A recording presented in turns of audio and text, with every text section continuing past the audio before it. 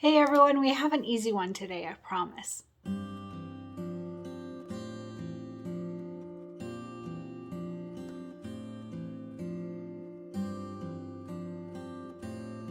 Hi everyone, Cristin and we have an easy block today for our sweetest pie bench pillow. It's a big one, but it's very basic. So the mixer block is what I'm thinking. The mixer block, all right? So let's go ahead and talk about what we need for the mixer block. So we have this large piece of fabric. It is a light tan, almost taupe, silky solid, probably taupe. I think this would be taupe. And then we'll get to use that taupe thread that's in our thread kit, I assume. All right, so on this one, it's a big piece of fabric. Make sure to back this with fusible stabilizer so that you don't get puckering. And this one, we are gonna start with at 12.5 by 8.5. 12.5 by 8.5. That's why I'm doing this one separate. It's too big really to try and get other things in the hoop with it. So 12.5 by 8.5 for our main fabric for the mixer block. And then we are gonna have the whipped cream. So for the whipped cream, it's like a cream colored, there you go, cream colored silky solid. And this one is 3.5 by 4, 3.5 by 4. So this way, 3.5 by 4. I did back mine with fusible stabilizer, and like I said, it's a light cream color fabric. And then we are going to do the mixer. So the mixer is super cute. The fabric that comes with the mixer is this purple, and it's so pretty. I love purple. But I wanted something a little different. So I didn't back mine. I didn't do anything with it. I didn't even cut it. But this is what's in the fabric kit. So if you use this one, you're going to want it to be 4 by 5. 4 by 5 for your mixer. And it's super pretty, but I wanted something a little bit more me, right? So I ended up going with this floral fabric. So I don't know if you can see it. It's pink with red flowers. I thought this was really cute. And on a mixer, I thought that would be really fun. So on this, again, 4 by 5, 4 by 5, depending, whatever fabric you choose for your mixer, the one in the fabric kit is great. But this one's just got more pink to it. I don't know if you can see it very well, but it's really pretty. So anyway, 4 by 5 for your mixer fabric. And then for the cream carton, it is this golden silky solid. And I did back it with fusible stabilizer.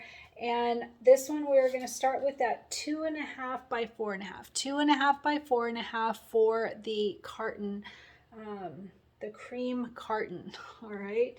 And then for the cream itself, no, for the label, sorry about that. For the label, the cream carton label, where it says cream on it, it is a white silky solid with white dots, not silky solid, just white with white dots on it. And that one we're going to start with at 2.5 by 2.5. I did back it with fusible stabilizer. I highly recommend it because it's going to be on top of this golden. All right, so you want to try and block out some of that golden color on the label. All right, your choice, but that's my recommendation. All right, and then we are going to have silver embroidery leather. This is for the little detail on the mixer itself, and I thought about personalizing it and putting some wording on there and decided against it. So embroidery leather for the accent of the mixer, it is going to be 1.5 by 5. 1.5 by 5, so this way, because it stands up, the mixer standing up. 1.5 by 5, don't back leather with anything, leave it as is. This is for the mixer accent. It's that silver strip, kind of like a KitchenAid mixer, how it's got that strip. All right, and then, but this one's a handheld beater type of mixer. All right, so for the beater base, speaking of beater, so the beater base is also that same silver leather, and we're gonna start with this one at 2.5 by 1.5. So it's this way. This is for the beater blades, 2.5 by 1.5. And then the only other item is the Flexifoam. So we'll have this underneath that cream. And the cream, the whipped cream base is 3.5 by 2. 3.5 by 2, this is that Flexifoam. All right, and then we are going to quilt it. So we have a nice big piece of batting. And our final cut size is 10.5 by 6.5. So that means we want a piece of batting that is 11 by 7. 11 by 7 for your batting on this one. And we are going to quilt this. And I need to talk to you about the quilting, the size. So the quilting, we are going to use Hobby 5. That's perfect for this one because it's all that, the mixing elements. So Hobby 5 in 6 by 10. Both items, both the quilting design and the mixer design will all be centered. 6 by 10. Now if you have a smaller hoop, so I'll probably use my 8 by 12 hoop on this one. If you have a 6 by 10 hoop, the quilting will not fit. We talked about this in the 5 by 7 video that I did. It's just a little short video about how to do the quilting in the hoop for a 5 by 7 hoop. And I also talked a little bit about the 6 by 10. So a 6 by 10 quilting design doesn't fit in a 6 by 10 hoop because it goes outside of the frame. It's 6.5. It's really 6.5 because it gives you that extra 1/4 inch on each side for the seam allowance. So a 6 by 10 quilting design won't fit, but all you need to do is take out steps 3 and 4. And I discussed that in the other video, but if you have a 6 by 10 hoop, if you open it up in software, you can just click delete on steps 3 and 4. 3 is the placement stitch for the main fabric, and 4 is the tack down stitch of the main fabric. And those are both 6.5 by 10.5, whereas all the rest of the quilting design is 6 by 10. So it will fit in your hoop except for those two. So take out steps 3 and 4. That's the easiest solution. Or if you have a 5 by 7 hoop, you'll need a double hoop. And you'll have to actually triple hoop because I think you would need to do 3.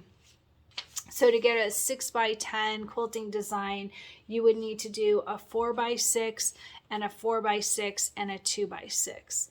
All right, and I showed on the video for the 5 by 7 how easy that is to do. It takes a little bit more time, obviously, but it really is very doable. So 3 hoopings, 4 by 6, 4 by 6, and 2 by 6 to be able to get the quilting in the hoop. And I would recommend doing the 2 by 6 in the middle and then 4 by 6 on each side. That would make it the easiest to do, in my opinion. All right, so one other note is that when you load the mixer design onto your USB stick or send it to your machine, whatever you're going to do, there is a separate one for the 5 by 7 hoop people. So if you're using a larger hoop, make sure to scroll down. Don't just pick up the first one that you see when you're looking through the list of designs, because then you'll grab the 5 by 7. So if you have a larger hoop, keep scrolling down. It's a 6 by 10 design for the mixer. And if you are using a 5 by 7 hoop, then grab the first 2. It's in 2 different hoopings, and there's a separate PDF on the CD specifically for using a 5 by 7 hoop for this design. All right, so I think that's it. It should be a very easy one, just has a lot of parts to it, and it's bigger, so it'll take a little bit of time, but just one block today.